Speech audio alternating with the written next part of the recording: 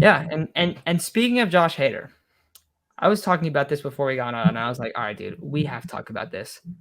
How has Josh Hader just randomly become one of the most underrated players in the league?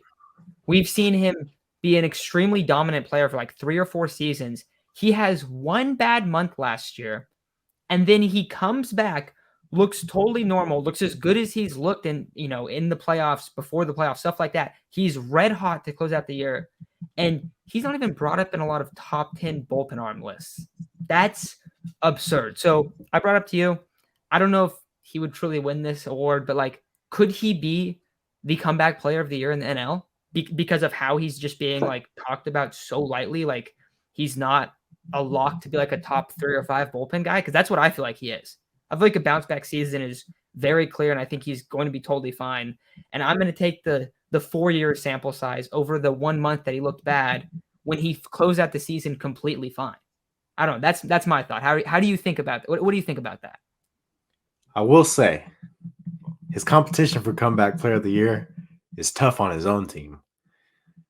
Um, whether the league wants to give the guy I'm talking about the award, I don't know. But outside of that, no, man. Josh Hader is a fantastic closer. I don't know where he got lost in those rankings, but I don't think there's more than a few, like 5 closers that are better than Josh Hader.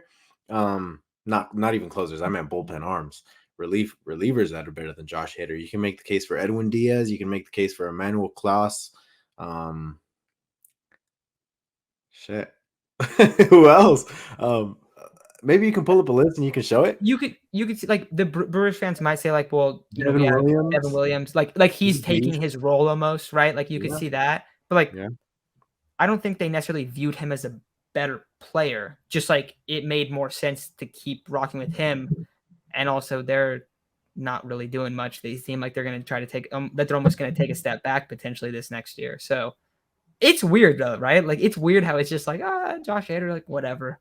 Yeah, I mean, it's probably because I think the bias around him got worse because when that was all happening, the backlash against him was significant.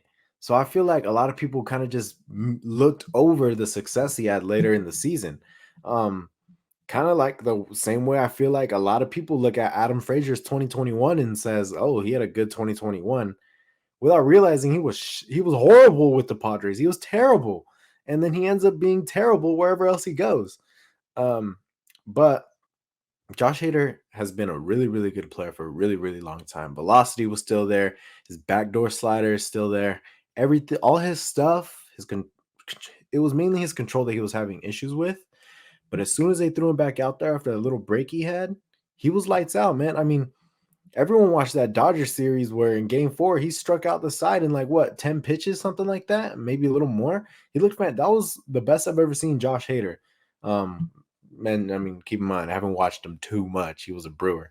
But in a Padres uniform, that was his best performance. He's had plenty of good performances in a Padres uniform after that little stint that he had where he didn't look very good. And the reason he didn't look very good was his control. But control's never really been a major issue for Josh Hader. So we knew that was going to pan out. But there were a lot of things stacking up against him. The organization that he came up with traded him. Something happened in his family. There were so many things stacking up against him that I wouldn't say it should have been expected, but there needs to be some leniency in that aspect. And after he got through all that, after he took that time off, he became the Josh Hader that we know. I'm excited. I'm excited because I feel like we haven't really watched a super dominant closer on the Padres for quite some time. I feel like Heath Bell was up there for a couple years. Like, he was really good. Obviously Hoffman. Now we didn't see a lot of Hoffman, but we did see the later days of Hoffman, we got to see a lot of that actually, which was pretty cool. So I don't know. I think having Josh Hader, I think it's super valuable. And then we're talking about the contract stuff a little bit. I think it makes it a lot more interesting for like Suarez, for instance, if he could end up taking that role. Or the Padres like, dude, we can't lose Josh Hader. He was way too good. That's what you want to have happen. Like, you want Josh Hader to almost price himself off your team, because that means that's true. Like, ideally, Josh Hader's like coming out. Ideally, he's in another uniform next year because he was so good this year. And I then get also Robert Suarez was so good, so they were like, "Yeah, you could take that role." Basically, what the Brewers just did. Like that's yeah, yeah. basically what you want to have happen. I see what you're Um, saying. I was actually gonna say, as far as the closers go, Kirby Yates, is one of my favorite closers. That dude was good, really good.